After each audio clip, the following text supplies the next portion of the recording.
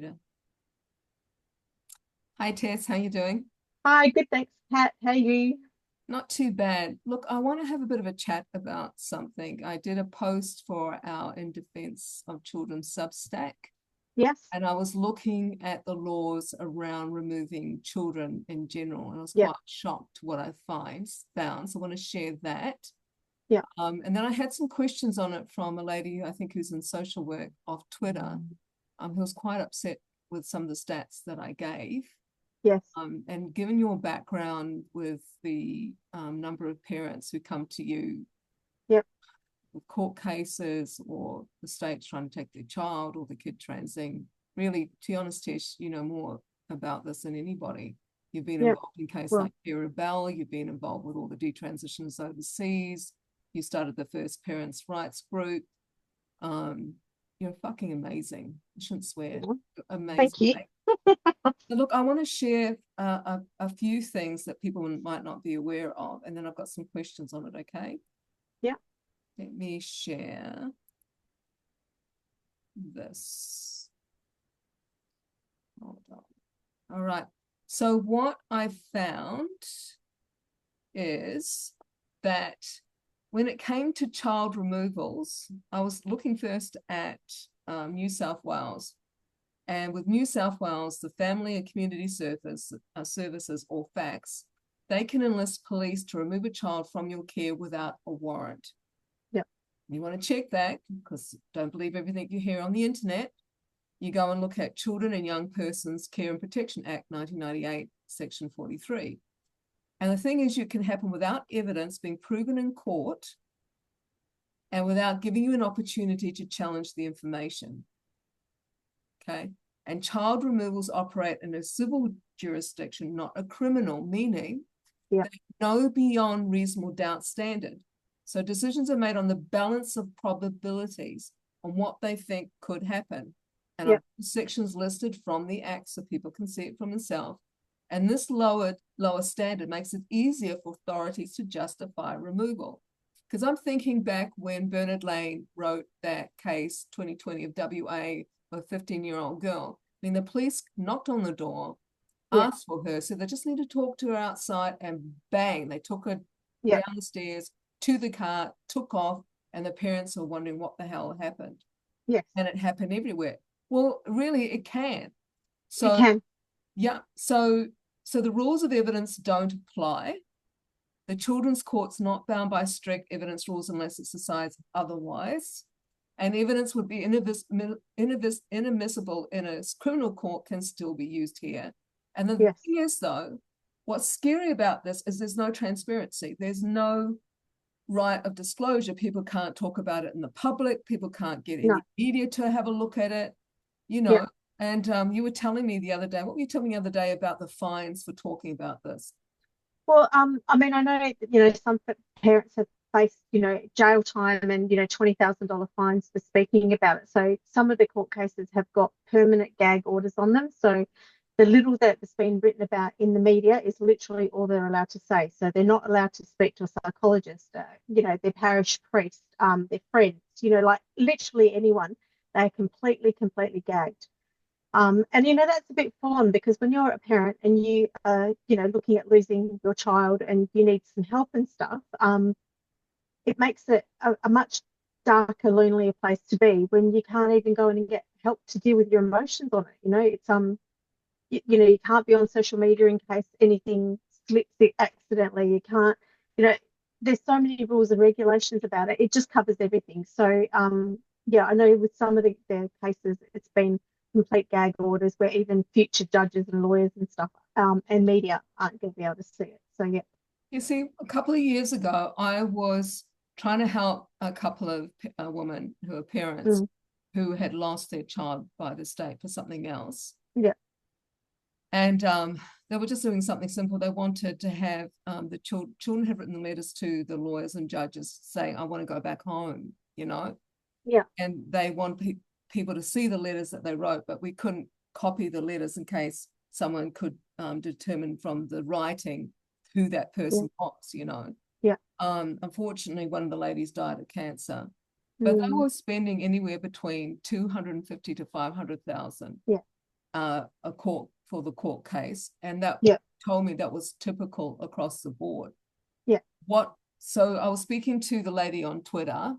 I think she's a social worker or something like that. Yeah. She has a job of, placing kids in home. She didn't really get much into it. Yeah. But she seemed to be really shocked. No, it can't be happening, because another fact I gave was that, and I'll bring this up on the Substack, I'll put the notes there, that like even 1 year, I had a look at 2021, there was over 200, I think I actually wrote this down somewhere. Doesn't matter. There was over 293,000 kids who were removed by the state in 1 year, 2020, 2021. Yeah. By the state, over 293,000, I think with the trans stuff, the whole situation has become very much like if the parents both don't agree or if they've split up and stuff, it's an absolute custody goldmine. Yeah. Because even if maybe originally the parents both didn't believe in transitioning a child, the second somebody understands that, saying yes to a child transitioning gives them the golden ticket to get custody, well, then all stops are pulled, and then everything goes with the affirming parent. So it doesn't matter on any of the offences, the previous parent, any accusations about the previous parent, the other parent, the non-custodial parent and stuff. It just seems to be a free pass. The minute you say, "Oh yes, I'll help my child transition," presto, that's gone. So I know a lot of single mums that are struggling at the moment because they're scared that their exes will get custody of their children and stuff, because you've got to kind of keep it quiet from the spouse, from the ex-husband, the ex-partner, whatever, because if they go ahead with it, they'll lose custody. And then they'll go ahead with the transition. And of course, mums don't want most mums don't want their kids to transition. So it's a big deal. In a given year, approximately how many parents, if you say last year, Yeah. approximately how many parents in the situation that they're looking at the threat of their child being taken by the state? Me personally, in the close circle, probably at least probably about a dozen. I know that's not a lot, but I mean, considering how many people I'm dealing with and things, and considering my focus is more on, You're frozen. helping parents navigate the sort of transgender stuff. I mean, this is just a part of it, sort of thing. But I mean, the request for lawyers is never ending. It's like, people want lawyers and they want psychologists. So, I mean, we've had situations where, a child has met someone on the train traveling to and from school. And they've told this other child on the train, and I'm talking 12-year-olds here, so like not 15, I'm talking 12. They've talked about this situation to this, stranger that they've befriended on the train, and that, their parents don't want them to transition. That other child has gone and spoken to their parents about it, and they've gone, "Oh, that's, horrifying," and stuff. And then they start this secret communication with the other parents, the secret communications with the child. And then, like one case, I had, a desperate mum who got a phone call quite late at night saying, "I work for the New South Wales government. I know you're abusing your child by not transitioning them. I'm coming to pick them up." And she sort of rang and said, "What do I do?" And I said, "Well, firstly, get out of the house until we can get you some help." Because, we didn't know. And because, I mean, lots of situations like the case that Bernard wrote about, with the police literally coming in and just taking the child.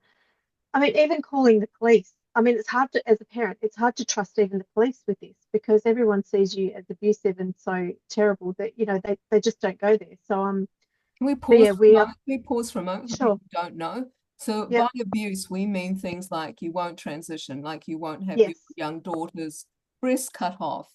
Yes. You won't have the girl on testosterone or puberty Dead- blocks, all which are damaging. Yep. Let me continue. Yep.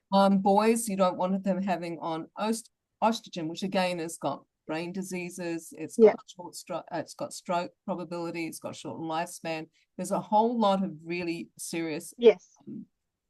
comorbidities associated with these drugs, which are off-label. Yes. And which around the world, which Australia is not following, Yes. is shown it's been having started to have bans across the world. People are finally getting through that these things are extremely dangerous and harmful. But if you don't go ahead with that, that's seen as abusive, correct?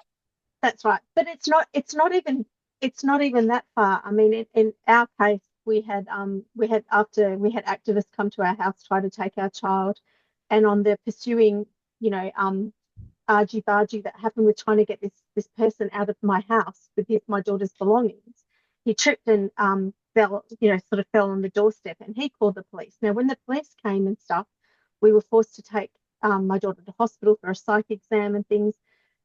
We were interviewed by a couple of, at least 2 or 3 different social workers over about a 7-hour period of waiting. The social worker sent someone to our house to question us. And so, we had photos up of my daughter up on her wall with her little brother. So that was counted as abuse. The person that actually came to our house said, look, that shouldn't be there. That person is dead now. That person no longer exists. And I thought, what? Dead naming, not using your child's new name, wrong pronouns. We got in trouble because we hadn't repainted our daughter's room, things like that, Yeah. Let's pull it back. I want to pull it back Yeah. to this particular point. Yes. So how much in general, when there's been a legal court case, Yeah. As I said, with those people that women I was talking to, that was around 250, 500,000. Have you found that to be the same amount of money that's spent? So I spoke to one dad who used his life savings. It was every court appearance was $25,000. The gender clinic kept not producing the required documents that the court had requested and stuff, and he was actually trying to get some of his own information submitted to the court, and the gender clinic just kept saying, no, we haven't done that, and asking for an extension and stuff.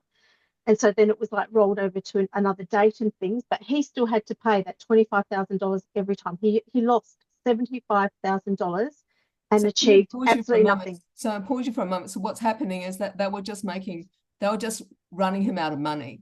Yes. They were extending it. So each time they had to go up, Yes. so, I'm sorry, we don't have it. We have to do another court case. You pay another 25K. Sorry, we don't have it. You have to do another court case, pay another. Yes. What's happening? Yeah. Okay. So that's even before a court case. That's not even really court. That's just a hearing. That's beforehand. That's not actually lawyers seriously getting involved and stuff. That's just the court fee. So, I mean, on top of the price of lawyers and barristers and all of that sort of stuff, you've actually got the court fees and things as well. So the higher level of court, the more those fees are. Well, see, what I found out when I was looking at how many kids were taken by the state in Australia is that the taxpayer was paying anywhere between $41,000 to $800,000 per kid per annum. Now, I'm not sure where all that money goes.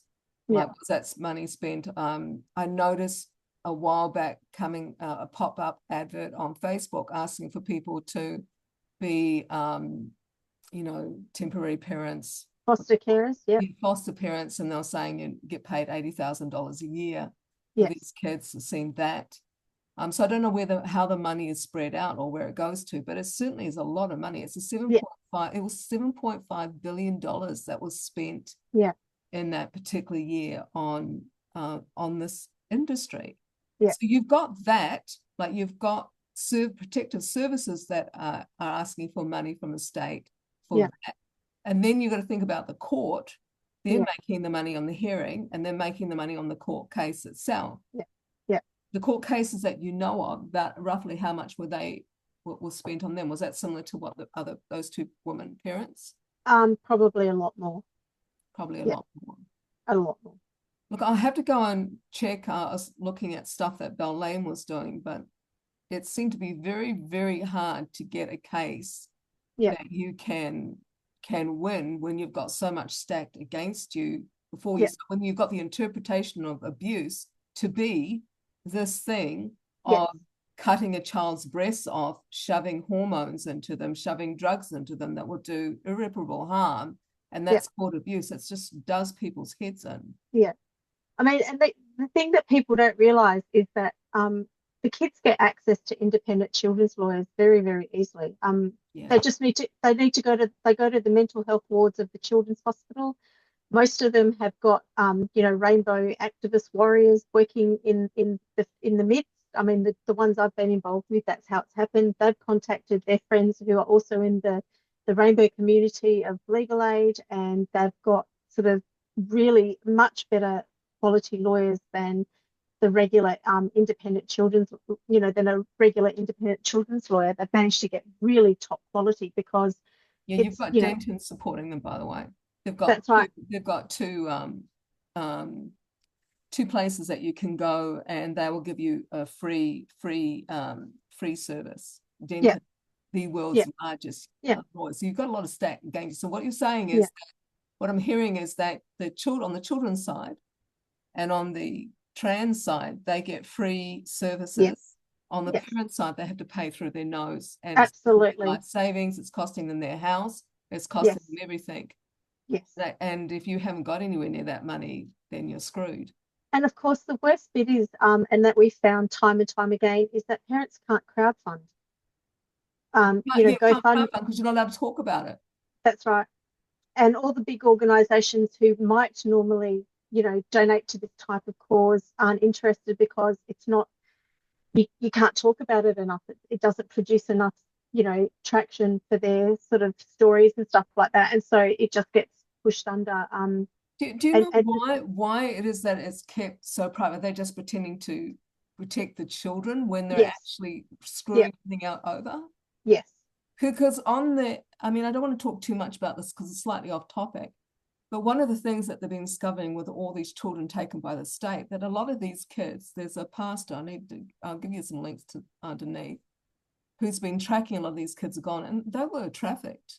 Yeah. And so you've got a situation where you can't talk about it. And the people who are doing the evil in the judiciary, by the way, who are doing that evil, by the way, are completely protected and hidden, and no one's allowed to talk about it. Yeah. And the people who are suffering, the kids, because of the lack of transparency. Yeah. How much, if the parents talked about, what are the kind of fines that they suffer?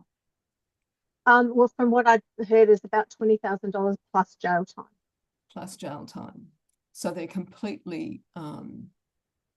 And then there's the states who are also, that do conversion therapy. So I guess if you were a parent that was found to be guilty of conversion therapy, like Victoria's got something like $10,000 or 10 years jail and $200,000 fine. Yeah. For conversion therapy. $200,000 fine. And that's just for an individual. That corporations or organizations have a lot more than that. So it's huge. So okay, so what are the kind of things that other than warning parents that this is what happens? What concerns me in my post, what concerned me is that I've been seeing all these laws that have rammed through that all belong to Agenda 2030. We know, for example, ACARA, which is the Australia Curricular and Assessment body, has put in something called cross-curriculum priorities, which are basically Agenda 2030 goals. Digital ID, global citizenry, don't love your country, hate your country, become a global citizen, systematic racism, everyone's racism, you're racist because you're white, all that kind of stuff. You can't avoid it because, it's just your color of your skin, that's it. That's it. It's really weird, isn't it? But you've got all this, and then we see all these bills just ram through when it's really clear that everybody is against it. It's rammed through. The thing that gets me, though, is because we've seen a long march of, whether or not it's Marxism, certainly they're using the tools of Marxism, whether it is Marxism or not. Like, they may not be Marxists, but they've learned to use the tools of Marxism. One of the things that they do is that they're separating the parents from the children, and they're saying, essentially, they're going for the state is your mother, your state is your father. But if they wanted to take it further, they've already got laws in place just to take your child away. And if they bring in the hate speech laws, which Victoria's doing at the moment, if you do anything against the state, they have this capability to take your child away from you. And that's the situation we've got in law all across the states. And that's what we aren't aware of. We can't. The thing is that the cases that I've known about personally, I mean, people say, where's the law that says they can do that? I mean, from what we found, there is no law. They're just doing it anyway. It's the pick of the draw. It's who you get. It's the lawyer that you get, and they're just doing it because they're so captured. They're just doing it anyway. Is it really capture, or is just money? Because there's money in it. A bit of both, I think. you know, Yeah. you've got such a huge revenue stream, like Yeah. $250,000, $500,000 Yeah. a case that Yeah. you can spin out and spin out. Yeah. You know, it's just And, money. and I think honestly that judges, you know, I mean, well, like everyone's scared to stand up about this. They're scared to be cancelled. They're scared to have activists, you know, come back at them. They're scared of everything. And so they just, but Correct. see, even with the parents and stuff that are going through this, I mean, it's all controlled because if you're a parent who's been classified as abusive and you've got other kids, I mean, why don't child protection come after the other kids? You know, you're either abusive or you're not abusive, but they only come after the trans kids. That, you know, so the rest of the time with the other siblings, you're in constant fear until they're old enough to not be, Yeah, you but know. maybe that's the case, is that you'll shut up because Yeah, the threats on your head is that if you yeah, speak up or protest, yeah, we'll take the rest of your kids as well. that's it. And I mean, there hasn't been a case of that I know of so far. But yeah, All right. So look, thank you very much for that. I think we've covered that's all right. parts of it, but that is what I'm trying to get across to people. Yeah, And we are trying to get across to people yes, that that's a state where a government can take your child away. yeah, You have, and here in Australia, you have fuck all you can do about it. yeah, You seriously have fuck all to do about it. And these laws need to change. yeah, And not just that, we need to have transparency so that when parents are attacked and their rights to look after the child, which is against the international rights, we've signed international agreements we always just ignore anyway when it comes to yes, parents. We need parental rights. yeah. And we And I mean, the sad thing is, I mean, there's a lot of kids who do need help, who actually are being abused, who actually are living through absolutely horrific situations and stuff, and yet nobody helps them. yeah. Yeah, but these ones, they get special treatment. Yeah, Look, thank you very much, that's Tess, all right. No problems anytime. President of Active Watchful Waiting. Thank you. Okay, and everybody, if you haven't, please look out for Devastated. It is a book that Binary has put together with a lot of help from Tess, because she knows all these people who are sharing their stories, and not in the main anonymously, about Yeah, what it's like to be a parent yeah, and have your child trans. And yes, it's all from Australia. So I yeah, would go to Binary. I'll put the link below and go and get the book, because it supports yeah. everybody who's involved in that process. Even encourage your local libraries and stuff to get it in if you don't want to buy it. Go and approach them and get them to bring it in. And Good idea. I know Binary has also given copies of the book to every federal politician. So 150 copies went out. Encourage your local members, you know, whether they're pro or against, whatever, go and ask them, tell them to read it. If they're a federal member and they're your local, say to them, I want you to read this book. Have you read it? I know you've got a copy because every person got one. Yeah, no, that's amazing. Thank you, Tess. No problems. Thank you. You're welcome.